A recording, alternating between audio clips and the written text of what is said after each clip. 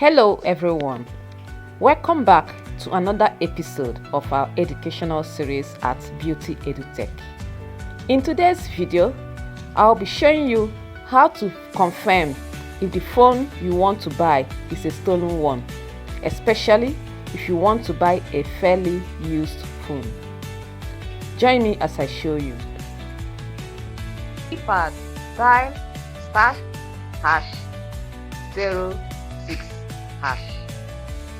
It will automatically bring out your IMEI number. Copy it and then on your browser type in imei.info. Then enable it to search.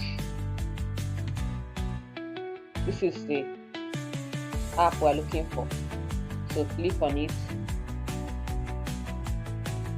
Enter your IMEI number. Once you've entered it, click on check IMEI. Then it's going to bring you to this interface. Verify if you're human. So it's going to bring you to this interface. Check now. So you click on this check. If the phone is a stolen one, you are going to get the blacklist message. But if the phone is clean, you get the OK message. I believe this video has added value to you. Like this video. Your liking this video will enable the algorithm keep us on this space. Follow us on Facebook and subscribe to our YouTube channel to access more of our educational contents. Thank you.